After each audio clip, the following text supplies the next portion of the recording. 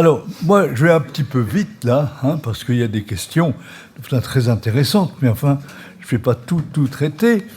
Donc, est-ce que la schizophrénie, première question, schizophrénie. Est-ce que la schizophrénie, c'est une maladie psychique ou une emprise du démon? Eh bien, ça dépend, voilà. Comment discerner? Là, moi, c'est les médecins qui voient que votre schizophrénie, c'est quelque chose d'abord de psychique, une sorte de dissociation, donc de la personnalité.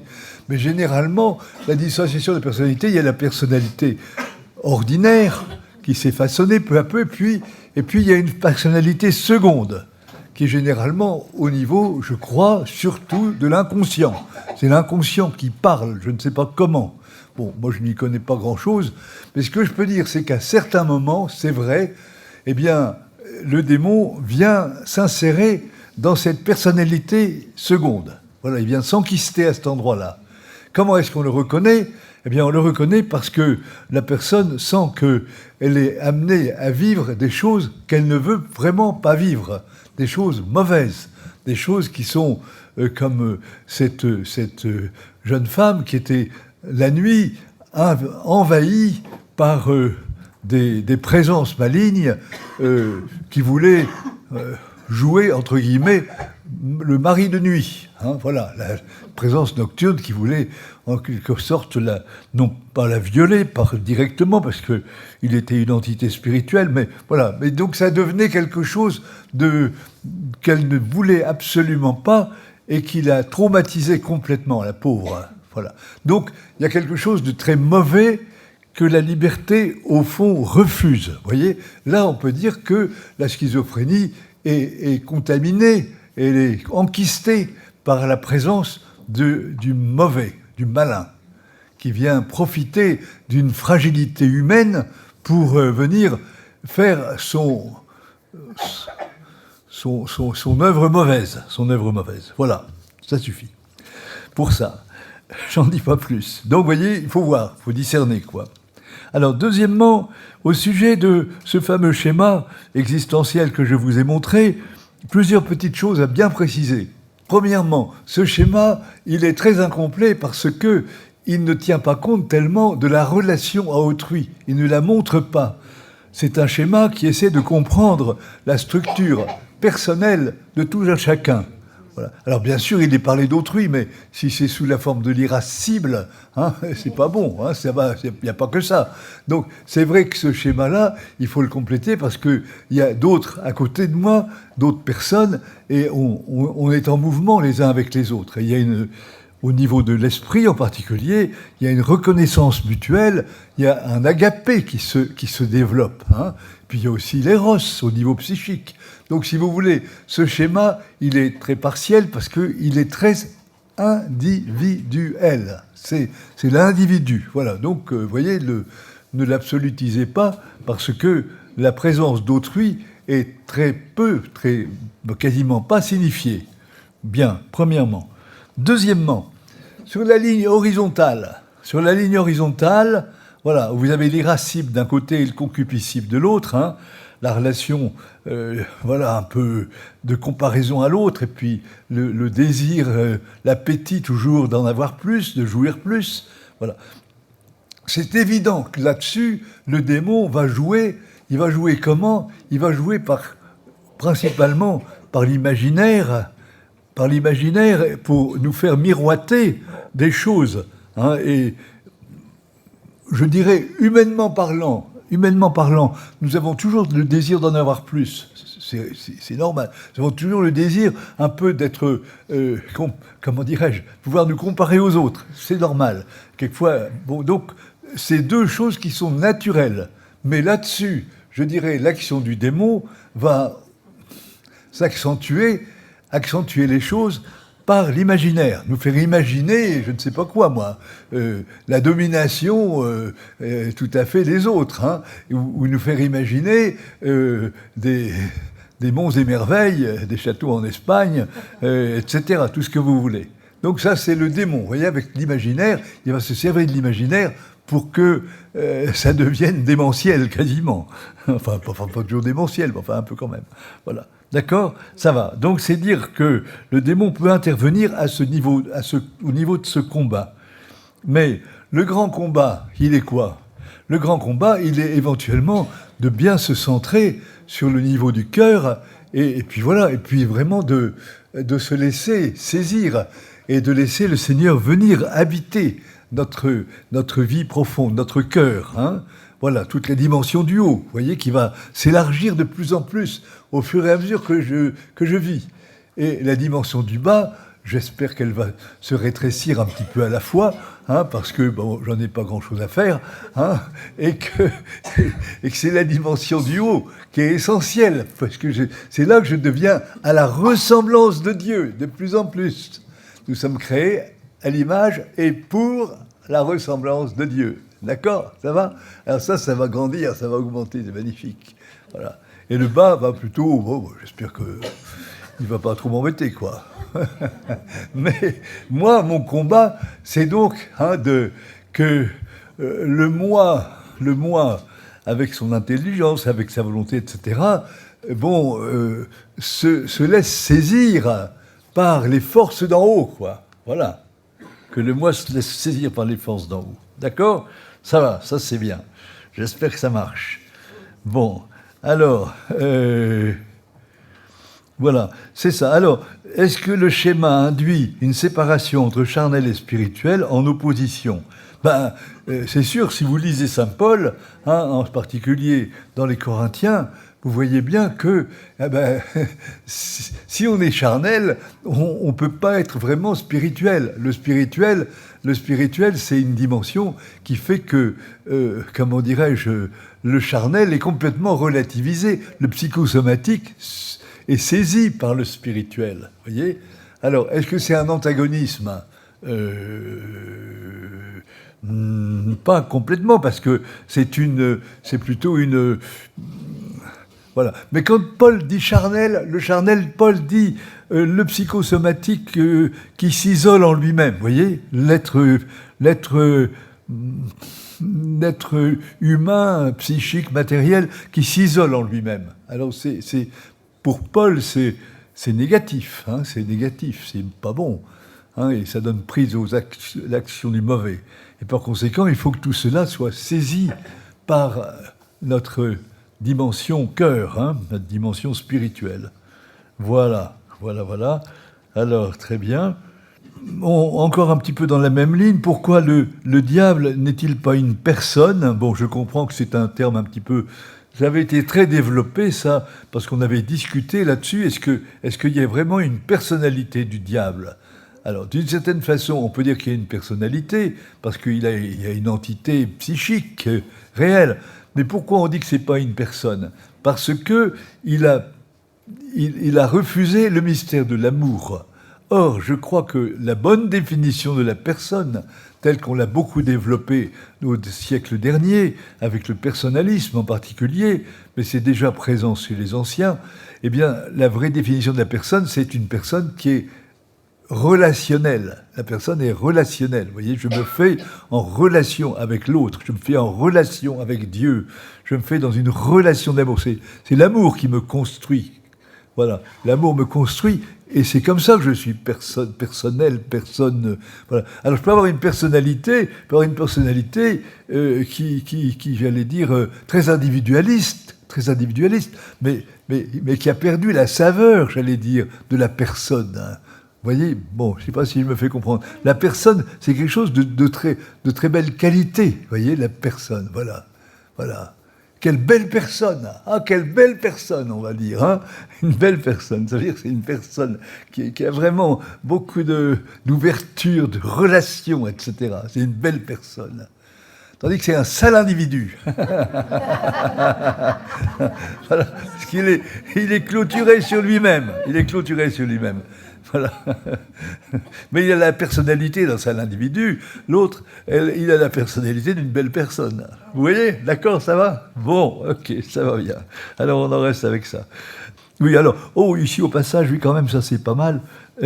Comment comprendre notre Père travaille toujours avec le 7e jour où Dieu se repose? Eh bien justement, ça c'est une très bonne question, hein, parce que le Père dans le récit de la Genèse, on voit que Dieu se repose le 7e jour parce qu'il dit, mais tout ça c'est bon, c'est très bon, quelle belle création, quelle belle humanité qui est créée là, cette belle humanité, l'homme et la femme qui vont mettre au monde des enfants, etc. Bon, bref, et qui dominer la terre. Mais voilà, malheureusement, ce beau projet de Dieu, eh bien, il est mis à mal. Il est mis à mal par le péché. Alors, Dieu ne peut pas se reposer. Parce que lui, il dit, il faut réparer, il faut travailler pour réparer la création. D'une certaine façon, j'ai envie de dire, si je ne dis pas une hérésie affreuse, j'ai envie de dire que Dieu est très opportuniste. C'est-à-dire que Dieu, il voit les situations telles qu'elles sont, et en face des situations telles qu'elles sont, son amour réagit pour faire pour le mieux, pour arrêter les dégâts et permettre qu'il y ait une restauration de l'être humain. Comprenez ? Voilà, Dieu, il veut la restauration, il veut l'accomplissement de son projet. Et l'accomplissement de son projet, mais c'est de faire une humanité toute rassemblée en Jésus-Christ notre Seigneur. Voilà. Et alors le Père, eh ben, il se remet au travail. Il se remet au travail, vous voyez. Et le jour de Shabbat en particulier, eh ben, où sa création est toute défigurée, eh ben, il recommence. L'œuvre d'art. L'œuvre d'art a été lacérée, la toile a été lacérée. Voilà. Bon, eh ben, il va tout réparer en mieux encore, en bien mieux. Voilà. Dans notre union à Jésus-Christ, son Fils bien-aimé, l'unique. Voilà. Donc d'accord, ça va. Donc le Père, vous voyez, c'est intéressant dans l'histoire de la Bible parce qu'on voit que Dieu, d'une certaine façon, eh bien, il est très souple, notre Seigneur Dieu, parce qu'il est bon et amour. Et alors, quelquefois, il a envie de châtier, et puis non, il ne va pas châtier, il va guérir. Il va guérir. C'est ça, notre Dieu. C'est beau, notre Dieu. Il se ravise. Ravise-toi, Seigneur. Ravise-toi, Seigneur. Arrête. Mais bien sûr, il va se raviser. Vous voyez ? D'accord, ça va, ça, C'est très important, c'est beau, c'est très beau. Amen. Bon, alors, la source biblique du purgatoire, là, je vous l'ai dit ce matin avec 1 Corinthiens 3, je ne sais plus quoi. Très bien, ça suffit. Alors, ici, voyez. Alors, boum. Alors, il y a plein de questions un petit peu dans tous les sens, voilà. Quand même une très belle prière, une très belle question, pardon. Ça m'a vraiment sidéré, cette question-là. Écoutez bien, qui prie pour le père Guy Lepoutre ?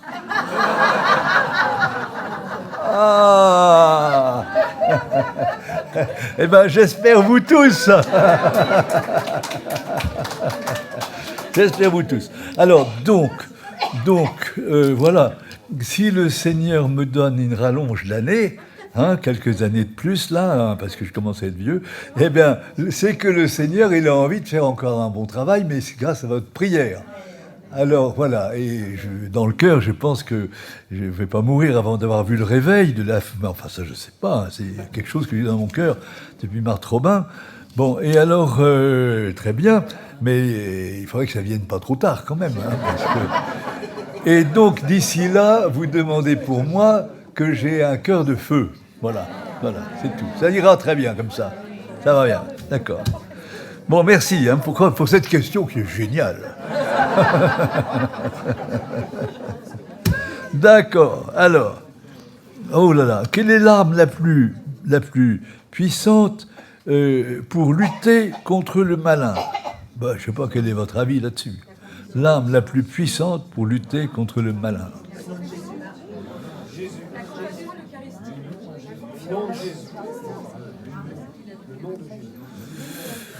Vous savez, c'est la prière de foi en Jésus-Christ, notre Seigneur.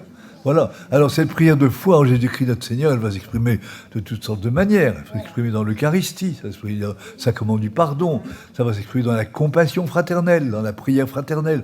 Bon, voilà. Mais c'est la prière de foi. C'est la foi, par la foi profonde que nous avons dans le salut de Jésus-Christ, que nous sommes avec le vainqueur, et qu'étant avec le vainqueur, bon, l'ennemi, il peut que dégager, il peut que reculer. Voilà, il faut qu'il dégage. Vous voyez, donc c'est ça, c'est la foi en Jésus-Christ notre Seigneur, et voilà, unie vraiment au cœur profond de Jésus. Voilà, ça c'est... Alors après ça, ça se décline de toutes sortes de manières, d'accord ? Toutes sortes de manières, voilà.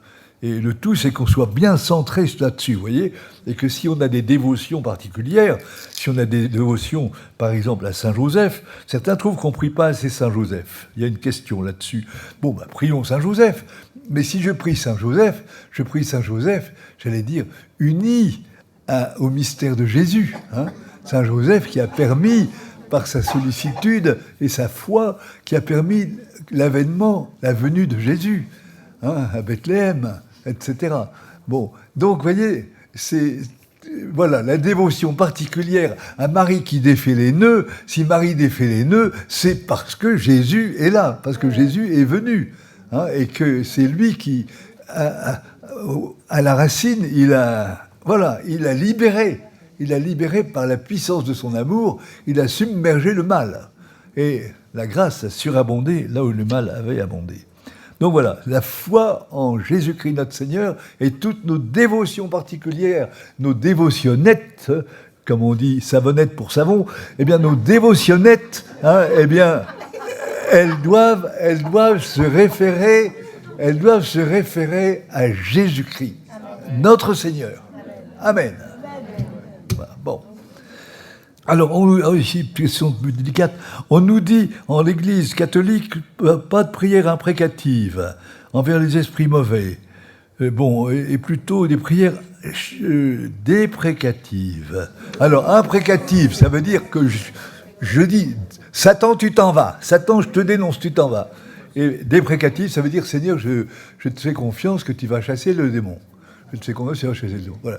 Alors, l'Église est très prudente, parce qu'elle ne veut pas que, comment dirais-je, n'importe quel farfelu, excusez-moi l'expression, c'est pas vous, hein, n'importe quel farfelu se mette à dialoguer avec le démon. D'abord, qui tu es, qu'est-ce que tu fais, quel est ton nom, etc.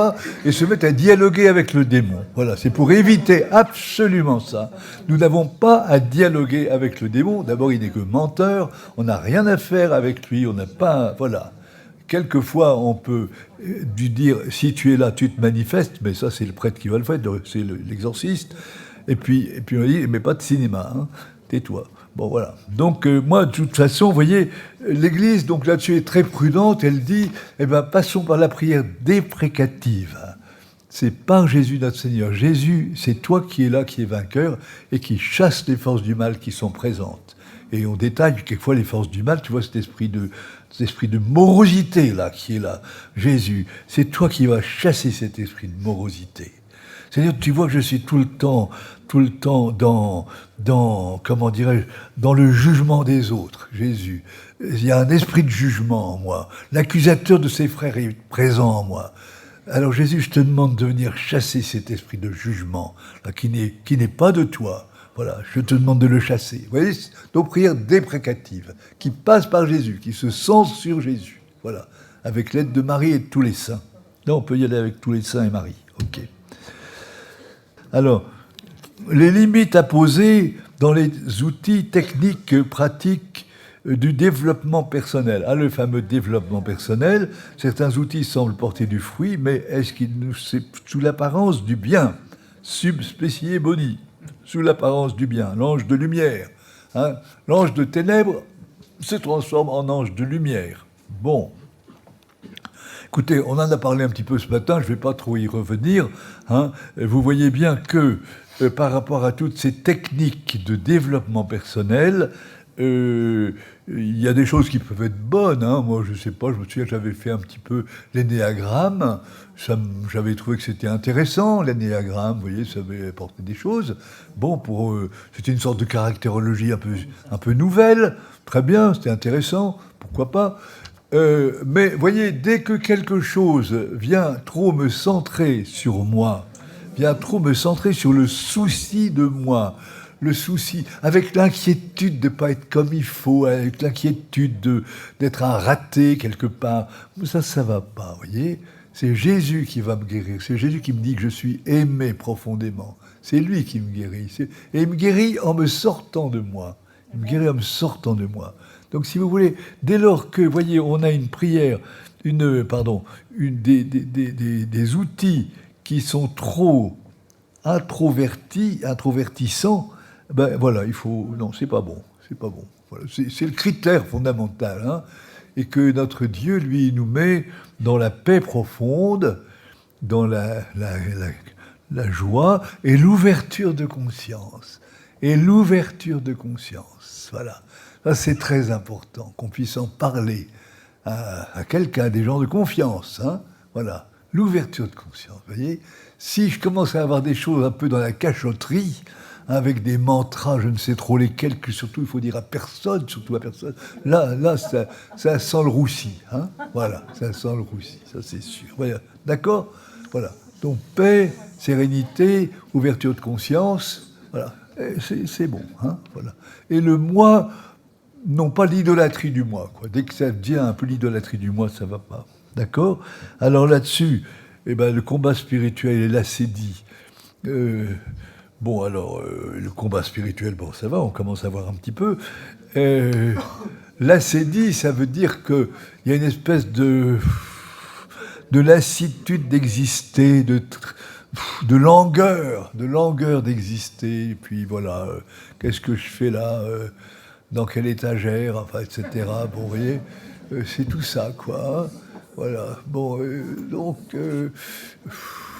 voilà, l'ascédie.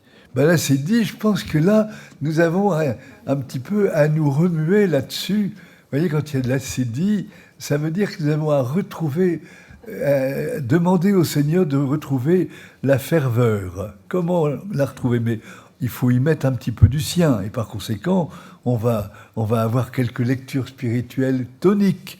Mais ça me rase. Ben alors, tu vas faire appel à tous les saints. Tâche d'aller regarder un petit peu tes amis. Demande-leur au Saint du ciel d'intercéder pour toi. Demande à la Vierge Marie, etc. On va se remuer un peu pour... Et puis, tiens, mais c'est que je suis trop fermé sur moi. Il faut que je sois beaucoup plus serviable. Si je suis plus au service des autres, je vais me réveiller. Donc, il faut trouver des petits instruments de réveil, quoi, vous voyez, pour sortir de cette espèce d'attiédissement général de l'existence. Voilà, je crois que c'est un peu ça. Hein. Voilà, là, c'est dit, vous voyez. Donc, ça fait partie de lutter... Voilà, c'est un combat spirituel, pour le coup, hein, pour arriver à ne pas se laisser éteindre par l'acédie. Voilà. Mais alors, voilà, comme disait Marthe Robin, au sujet des prêtres, ou bien ce sont des éteignoirs, ou bien ce sont des allumeurs. Je m'entends bien. Je m'entends. Attendez. Faut pas rigoler comme ça. Hein. Non, c'est-à-dire que nous risquons quelquefois d'être des éteignoirs pour la foi des autres, pour la ferveur des autres, hein, pour l'attention des autres, tout ça. Vous voyez. Et est-ce que nous sommes des allumeurs de vie, de joie, hein, d'amitié, voilà, de vie, de joie, d'amitié. Vous voyez. C'est ça, est-ce que nous allumons le feu, quoi, hein, c'est ça que je veux dire. Allumer le feu, je m'entends bien hein, sur le mot allumeur. Pas de mauvaise interprétation, s'il vous plaît. Il y a des esprits mal tournés ici. Bon, allez, c'est bien. Alors, est-ce que l'acupuncture fait partie d'un acte dangereux? Écoutez, moi, je ne sais pas. Là. Je ne peux pas répondre à tout. Hein. Je me dis, il y a quand même des traditions, il y a quand même de nobles traditions dans ce grand pays de Chine. Je me dis quand même, attendez, je sais pas. Je crois que le Saint-Esprit, il a travaillé quand même dans ces populations-là. Il a même travaillé dans les autres religions, c'est ce que nous croyons. Alors bien sûr, c'est mélangé, quoi. C'est mélangé.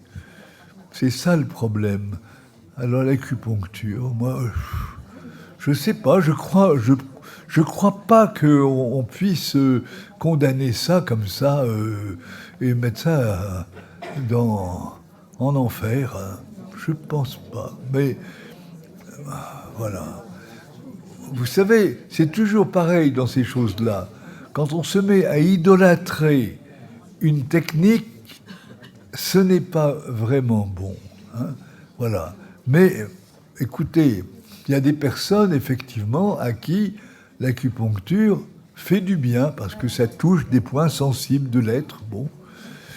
Moi, jusqu'à plus ample informé, je dis, ben, oui, il n'y a pas de condamnation officielle, claire, pour dire que c'est fondamentalement pervers.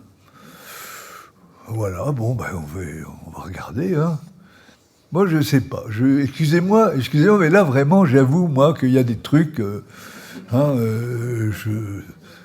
on me parle de l'hypnose, c'est pareil. Je dis l'hypnose à un certain niveau, soft, l'hypnose douce, ça peut être bon pour aider quelqu'un à s'exprimer, pour aider quelqu'un à se calmer, à se déstresser, peut-être. Mais l'hypnose forte, non. Non, parce que là, on perd sa liberté. Voyez.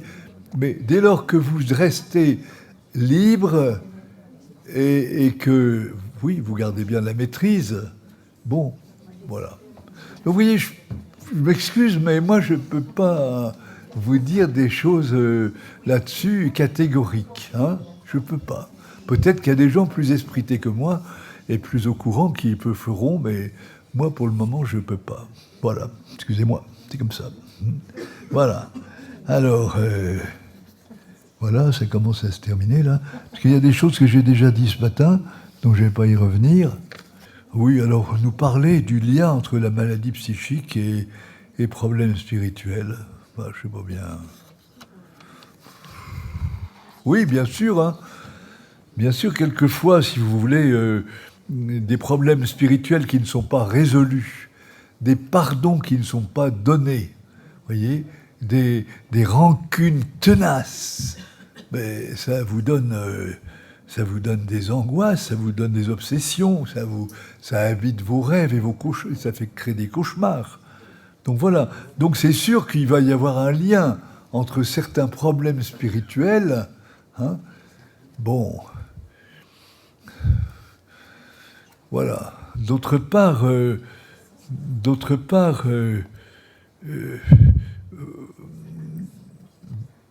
y a des problèmes spirituels, je pense, qui peuvent coexister avec une maladie psychique.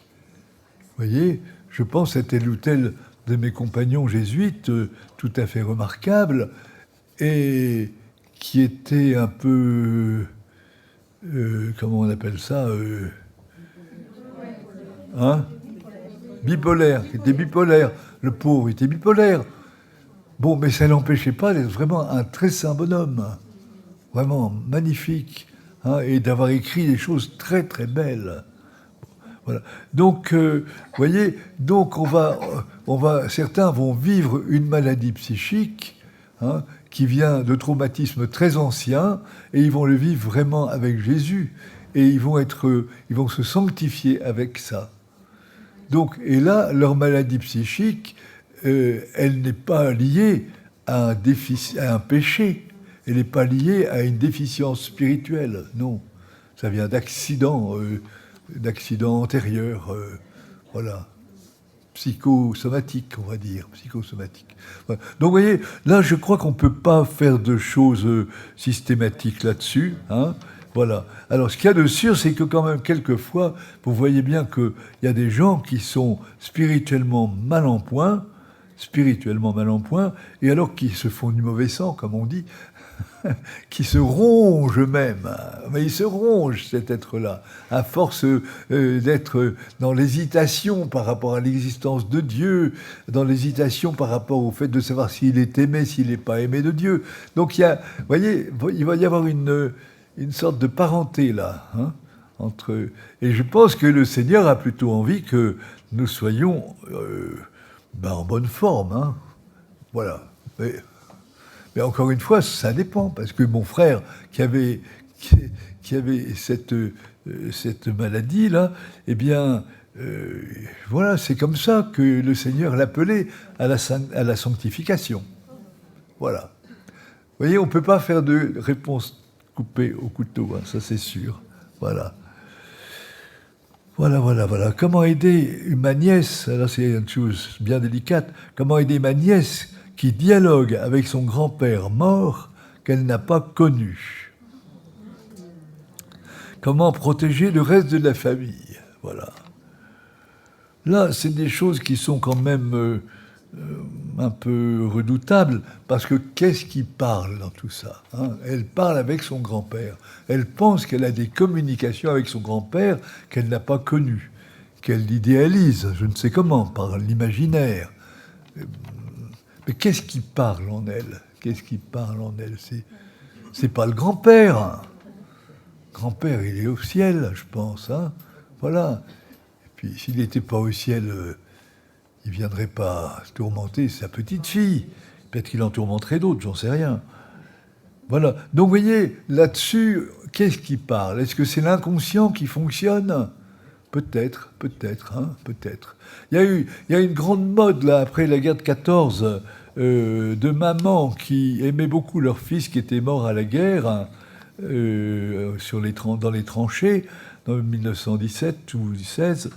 Et alors, et ces mamans se disaient en communication avec leur fils, et elles recevaient des lettres, elles pensaient recevoir des lettres de leur fils, des lettres pleines d'amour, etc. Puis elles répondaient comme elles pouvaient. Elles ont fait, il y a eu des livres qui sont parus avec ça. Conversation avec mon fils défunt. Alors là, vous savez, hein, c'est plus que ambigu, ça. C'est vraiment l'inconscient qui fonctionne. Et tout ça vient jaillit. Notre inconscient, il est très riche quand même, hein. On voit bien quelquefois on fait des rêves tellement étonnants, tellement invraisemblables. Mais l'inconscient est très riche quand même. Et donc, elle se mettait à écrire à partir de ce domaine-là. Et bon, je pense que le démon s'en servait un peu pour créer des illusions, vous voyez, et des illusions et des attachements qui n'étaient pas sains à un fils qui était décédé et qui empêchait de faire vraiment le deuil et de reconnaître que ce fils, il était dans la gloire de Dieu et il s'occupait de glorifier le Seigneur auprès du Seigneur. Mais c'était des choses qui n'étaient pas saines, ça. Pas saines du tout, pas saintes non plus, bien sûr. Voilà. Donc, voilà. D'ailleurs, c'était curieux parce que certains hommes, comme Gabriel Marcel, par exemple, qui était philosophe, s'est entiché un petit peu de ses écrits en disant c'est une expérience du surnaturel. Ben là, cher Gabriel Marcel, non, ça, c'est pas une expérience du surnaturel. C'est une expérience subliminale, c'est une expérience de l'inconscient qui se met à parler, etc. C'est une expérience comme celle de l'écriture automatique des poètes surréalistes. Hein, je te les ai dit, hein, poètes, voilà, à partir de l'inconscient. Donc là, non, il faut arriver à désamorcer ces choses-là, vous voyez, parce que c'est faux. Et ça vous met dans un monde imaginaire, illusoire, et ça vous empêche de vous mettre dans la réalité du mystère de Dieu et de la communion des saints auprès de Dieu. Voilà. Comment protéger le reste de la famille? C'est tout. Il faut dire au reste de la famille que piano, hein. Le grand-père, il est auprès du Seigneur. Hein, il faut prier pour le grand-père, bien sûr. On va prier le grand-père plutôt s'il est auprès du Seigneur. Ok. Excusez-moi, ça va un peu vite tout ça. Voilà. Alors, comment, en tant que fidèle, aider l'Église à repasser de la tête au cœur? Voilà une belle question, là. Comment, en tant que fidèle, êtes-vous fidèles, mes frères? Vous faites partie des fidèles de la Sainte Église. Bon, alors, très bien. Aider l'Église à repasser de la tête au cœur. Écoutez, il faut vivre au niveau du cœur, comme voulez-vous. Hein, il faut prier le Seigneur pour vraiment que notre cœur devienne brûlant d'amour et que ce soit contagieux. Voilà, je pense que là, il n'y a pas 36 méthodes. Hein. Voilà. Et puis, voilà, prier le cœur de Jésus, prier le cœur de Marie, voilà, prier le cœur de notre Père du ciel. Je pense qu'une bonne doctrine spirituelle et qu'une bonne doctrine spirituelle en particulier, qui insiste sur le Père, vous voyez comme on l'a beaucoup fait, ça. Il y a eu une grâce du Père quand même au début de notre week-end là, hein, et elle se poursuit. Et ben voilà, ça c'est bon, qui nous met dans la confiance et dans l'amour. Voilà, bon. Donc c'est nous hein, qui vivons ces belles choses-là. Merci Seigneur, hein, voilà, ici. Voilà. Pourquoi les personnes abusées ont-elles mis tant de temps à porter plainte? Mon Dieu, que c'est douloureux cette affaire-là. C'est bien douloureux.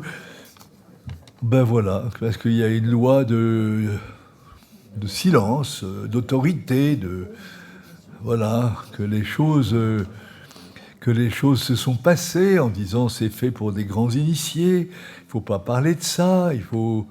Bon, vous savez, c'est tout, hein, ça c'est le culte du secret.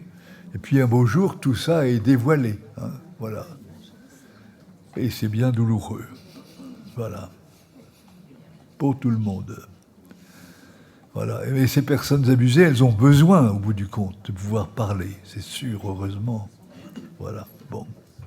Ici, il y a une question que je n'ai pas bien compris, parce que je ne la connais pas, cette histoire-là. Pour le saint curé d'Ars, le chatouillis, la nuit aux pieds, ne serait-ce pas plutôt d'autres démangeaisons liées à la nature humaine? Un combat humain. Alors là, j'avoue que je ne sais pas. D'abord, je ne savais pas qu'il y avait eu des chatouillis aux doigts de pied ou aux pieds de notre saint curé. Peut-être, moi je ne sais pas. Enfin, ce qu'il y a de sûr quand même, si vous voulez, parce que cette question a son intérêt, bien sûr, comme toutes les questions, cette question pour dire que, c'est vrai, le saint curé, il a été tourmenté par le grappin. Et ça, le grappin, quand même, flanquait le feu, quand il flanquait le feu à sa maison, et des choses comme ça, c'était quand même pas rien du tout. Donc voilà, le grappin a été quand même vraiment encombrant et troublant. Voilà. Donc, eh ben voilà, hein, peut-être que, je ne sais pas si c'est démangeaisons, là. Moi, c'est la première fois que j'entends parler de ça. Hein, ça m'a éclairé un petit peu sur quelque chose de possible. Bon, voilà, très bien. Peut-on dire que des attaques du démon sur les biens matériels? Ben oui, mais ça passe toujours par des médiations humaines. Hein, c'est vrai que le démon, il a pris possession un peu de certaines réalités humaines parce que on l'y a attiré. De soi, c'est un esprit, le démon. Hein, les esprits mauvais sont des esprits.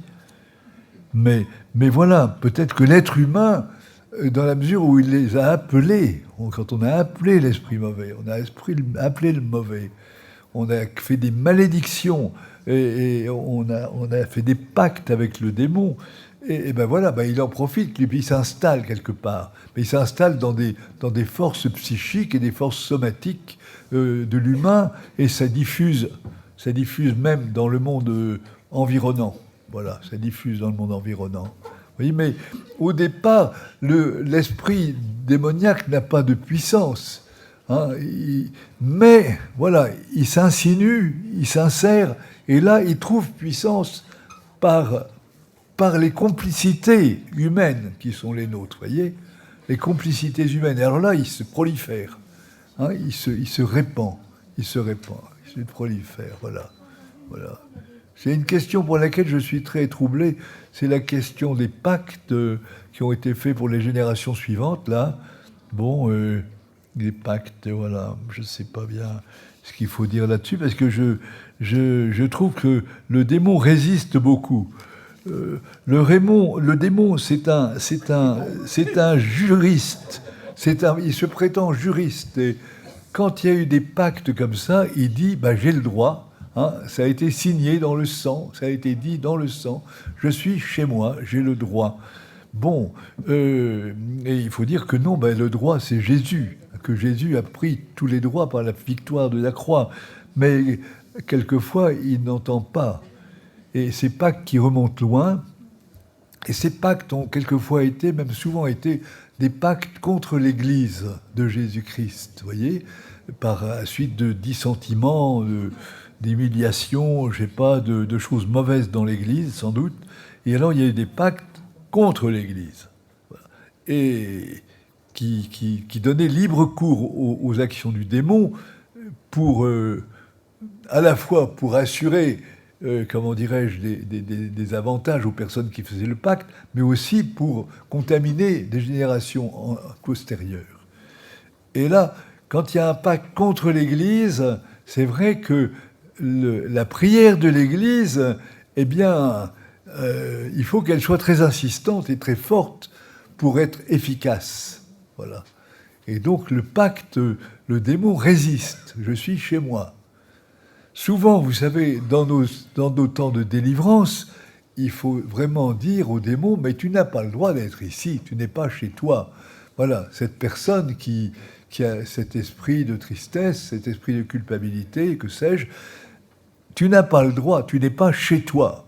Voilà, mais ça, on le dit, moi je le dis dans mon langage à moi, hein, et voilà, pour dire au démon qu'il n'a aucun droit. Il n'a aucun droit, parce qu'il dit, mais je suis chez moi ici, je suis chez moi, je ne m'en irai pas.